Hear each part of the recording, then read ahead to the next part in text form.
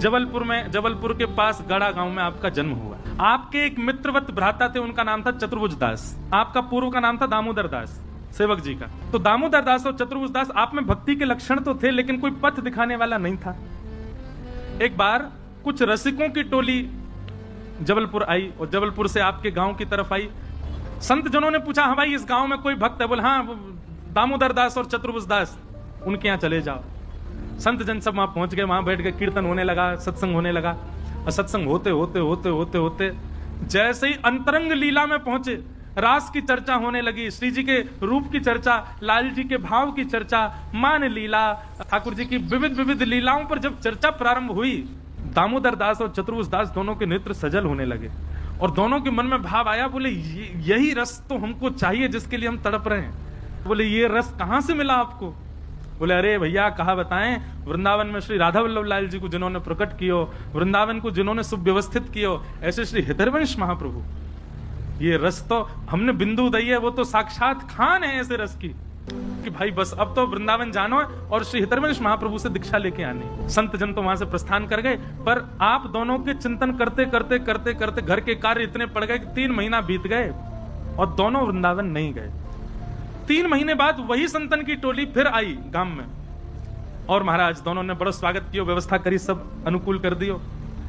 आज जब सत्संग प्रारंभ भयो, रस नहीं आ रहा है, भाव नहीं आ रहा है। जय जय वादना जैसी रस चर्चा करो ना, अब समुद्र ही सूख गयो तो रस चर्चा कहा सुना मैं। दामोदर दास चतुर्भुज दास बोले, मतलब? बोले, श्री हृदयवंश महाप्रभु जी लीला में प्रवेश कर गए कि भैया राजभोग कराई, श्री राधा वल्लभ लाल जी को राजभोग धरा करके, राजभोग पधरा करके और फिर श्री लाल जी की आरती आदि करके और बस कुंज में गए और फिर महाप्रभु जी को खूब ढूंढो, नहीं मिले। ये चर्चा जैसे ही सुनी, दामोदर दास और चतुर्भुज दास पछाड़ खा करके गिर गए, रुदन करने लगे। बोले, हमने तो विचार किया था कि हम वृंदावन जाएंगे, श्री महाप्रभु जी से अनुग्रहित होकर के आएंगे, दीक्षा प्राप्त करके आएंगे, ये संभव नहीं हो सकता। अरे हम क्यों विलंब में पड़ गए, हम क्यों गृह कार्यों में रुक गए, हम क्यों नहीं गए महाप्रभु जी के पास? चरण पकड़ लिए संतों के, कोई उपाय बताओ, प्राण निकल जाएंगे हमारे, महाप्रभु जी कैसे मिलेंगे, अब वो पुनः प्राप्ति कैसे होगी, आप कृपा करके बताओ। संत जन बोले, अब तो वो निधि प्रदान कर गए वृंदावन को, अब बस उन्हीं की रसवाणी वहां चलती रहे, वही कुछ सुन लो भैया। अब महाप्रभु जी तो लीला में प्रवेश कर गए। बोले, आप उपाय बताओ ना, कैसे अब कुछ करो ना, कैसे हो सके, कोई तो उपाय होगा। बोले, अरे भाई, जो लीला में प्रवेश कर गए वहां के लिए कहां उपाय बताऊं? एक संत बोले, एक उपाय है। क्या? श्री महाप्रभु जी के बाद में उनके आसन पर उनके प्रथम पुत्र श्री वनचंद्र जी विराज रहे हैं। आपकी यदि इच्छा हो तो पुत्र पिता के समय ही होता है और उन्होंने भी खूब रस विस्तार किया है। आप जाओ और वृंदावन जाकर के श्री वनचंद्र जी की दीक्षा ग्रहण कर लो, उनसे अनुग्रहित हो जाओ हित परंपरा में। चतुर्भुज दास जी बोले, अब तो मैं बिल्कुल विचार ही नहीं करूं, मैं अभी वृंदावन जाऊंगा। चल भाई दामोदर दास, अभी चलें, अभी जाके वनचंद्र जी से दीक्षा लें। बोले, नहीं, गुरु जिसको हृदय से माना वही मेरे गुरु। कहने, अरे कैसो हट करे भैया, जब हमने कह दी लीला प्रवेश है गए, उनके पुत्र विराज ने, जाओ। बोले, उनके पुत्र खूब योग्य है, मैं उनकी बात नहीं करता, पर मैं जिसको हित से अपने चित्त से स्वीकार कर चुका हूं उसका त्याग कैसे करूं? अरे मैंने सुना है कि भक्त की भक्ति के बल से भगवान प्रकट हो जाते हैं, क्या शिष्य की भक्ति के बल से गुरु प्रकट नहीं होंगे? और मैं अपने भजन के बल से महाप्रभु जी को बुलाऊंगा। चतुर्भुज दास जी बोले, भैया मैं तो अब विचार नहीं करूंगा, मैं तो जा रहा हूं। बोले, तू जा वृंदावन। चतुर्भुज दास जी वृंदावन चले गए, लेकिन श्री दामोदर दास जी वहीं बैठ गए और वहीं बैठ करके 7 दिन का अनशन ग्रहण कर। महाराज जैसी अनशन व्रत पर बैठे हैं,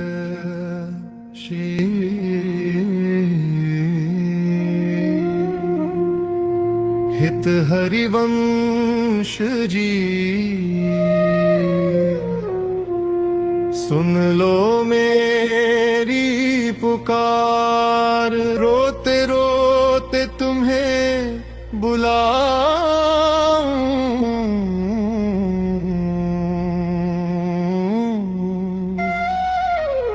अब न करो इनकार।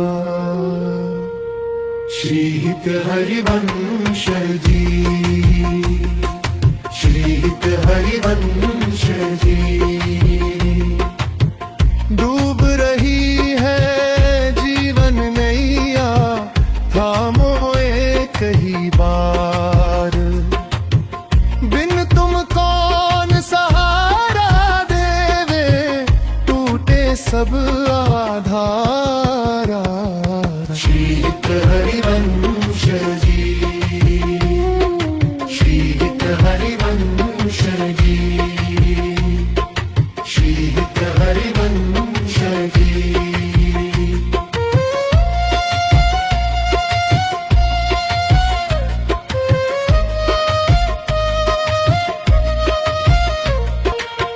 दया की एक झलक दिखा दो, मिट जाए भव भार।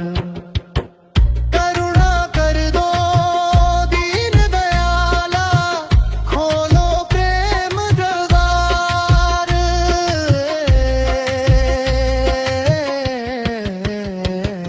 श्री हित हरिवंश जी, श्री हित हरिवंश जी।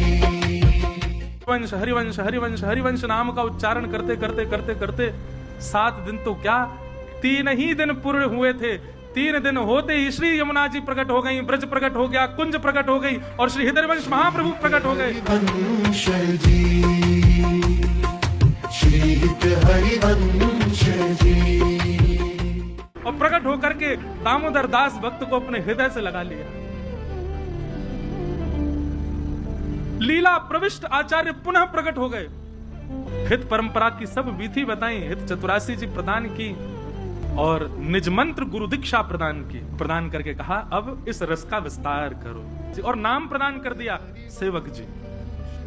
आपने हित चतुरासी जी का पाठ किया, हित परंपरा का इतना चिंतन किया कि उसके बाद श्री दामोदर दास जी सेवक जी ने महाप्रभु जी के ऊपर एक संपूर्ण ग्रंथ की रचना कर दी जिसको सेवक वाणी कहते हैं। अभी तक वृंदावन नहीं गए थे। चतुर्भुज दास जी दीक्षा लेकर के वनचंद जी से वापस आए। वापस आकर के देखा तो महाराज ये तो हरिवंश परंपरा का माथे पर शीश पर तिलक विराजमान और राधा वल्लभ हरिवंश कहते घूम रहे हैं। चतुर्भुज दास जी बोले हे दामोदर दास हम तो दीक्षा ले आए। बोले मैंने भी ले ली। किन से? बोले श्री महाप्रभु जी हरिवंश महाप्रभु आए, आकर के दीक्षा देके गए। बोले अरे तुम बात बना रहे हो। बोले मुझे पता थी तुम विश्वास नहीं हो। देखो हित चतुरासी जी और संपूर्ण हित परंपरा सुना दी बैठ करके और श्री सेवक वाणी जी जो उन्होंने लिखी है महाप्रभु जी के भाव से पूरा ग्रंथ दिखा दी। बोले देखो महाप्रभु जी कृपा करके गए और दीक्षा। और श्री राधा वल्लभ जी के निज मंदिर में विराजमान श्री वनचंद्र जी को जैसे ये बात पता चली कि पूज्य आचार्य चरण, पूज्य पिताजी महाराज, पूज्य गुरुदेव भगवान श्री हरिवंश महाप्रभु लीला प्रवेश के बाद पुनः प्रकट हुए, प्रकट होकर किसी को दीक्षा देके गए। वनचंद जी ने पत्र लिखा, सेवक जी ने पत्र पढ़ा, वृंदावन से निमंत्रण पा करके आनंदित हो गए और पत्र लिख करके कहा सेवक जी आपको प्रणाम, हम आपको निमंत्रण दे रहे हैं, श्री जी आपको बुला रही हैं, आप वृंदावन आओ, श्री जी का भंडार लुटाएंगे हम, आपके आगमन की प्रसन्नता में उत्सव मनाया जाएगा वृंदावन में, आप वृंदावन पधारो, आपके दर्शन की अभिलाषा है। सेवक जी को केवल एक ही चिंता थी कि कहीं इन्होंने जो लिखा है मेरे जाने से ये लुटावेंगे उत्सव, वो उनको स्वीकार नहीं था। ऐसे कोई बड़े नहीं हम कि हमारे लिए श्री जी का भंडार लुटाया जाए। सेवक जी महाराज ने क्या किया, अपना रूप बदला, अवधूत रूप धारण किया, पूरे अंग पर रज लगा ली, केश मुड़ा दिए और विचित्र सा वेश धारण कर लिया, विचित्र से वस्त्र पहन लिए कि हमें कोई पहचान ही नहीं, तो वृंदावन पहुंच जाए हम। महाराज जी कितनी सुंदर लीला है, सुनियो। सेवक जी वृंदावन आए, राधा वल्लभ जी के मंदिर में जैसे ही प्रवेश किया तो श्री राधा वल्लभ लाल जी वनचंद्र जी से चर्चा कर रहे, कुछ बात कर रहे थे लीला की। अच्छा, दर्शनार्थियों को तो देखने में लगता ठाकुर जी खड़े हैं बस, लेकिन वनचंद जी को सब अनुभूति होती, हाथ भी सीधे कर रहे हैं, बैठ भी रहे हैं, बोल भी रहे हैं, उठ बात हो रही। और चर्चा करते करते श्री राधा वल्लभ लाल जी बात उनसे कर रहे हैं और तिरछी नजर से ऐसे देख रहे हैं।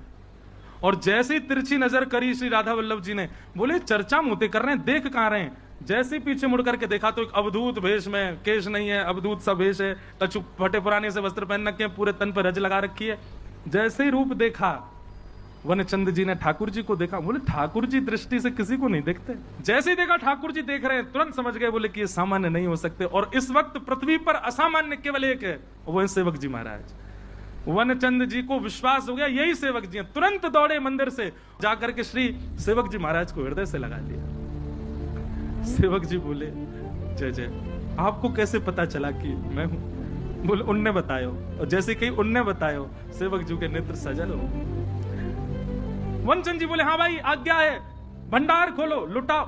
श्री जी के आभूषण, श्री जी की मणियां, श्री जी के स्वर्ण चांदी की सामग्री सब लुटाओ बधाई में। सेवक जी आए हैं, चरणों में गिर गए, बोले नहीं भगवान श्री जी की सामग्री ऐसे मत करो आप, मुझ को बहुत पीड़ा होगी। बोले अच्छा, तो अमनिया जो अभी तक श्री जी ने धारण नहीं करी है उनको रहने देंगे, जो श्री जी धारण कर चुकी हैं प्रसादी है वह को लुटाएंगे। और महाराज पूरे वृंदावन में उत्सव है, सेवक जी के आगमन को जीवनचंद जी छतरीन पर चढ़ चढ़ के लुटा रहे हैं। सेवक जी महाराज वृंदावन पधारे। वर्णन आता है कि श्री सेवक जी श्री बड़ा रास मंडल पर विराजे, आप 6-7 दिन ही वृंदावन में रह पाए। महाराज जी उनको जो लीला थी वह इतना विरह हो रहा था, इतना मतलब असाधारण सी स्थिति उनकी हो रही थी कि वे रोक नहीं पा रहे थे स्वयं को। अब इसमें ऐसा कह लो कि वो नहीं रुक पा रहे थे, पर हम तो ऐसा कहेंगे कि श्री जी को मन ना लग रहा। बोले लाओ इनको कुंज के अंदर भीतर। एक दिन उठ करके गए और वहीं सामने एक कुंज थी, उस कुंज में प्रवेश कर गए और श्री सेवक जी महाराज भी लीला प्रविष्ट हो गए।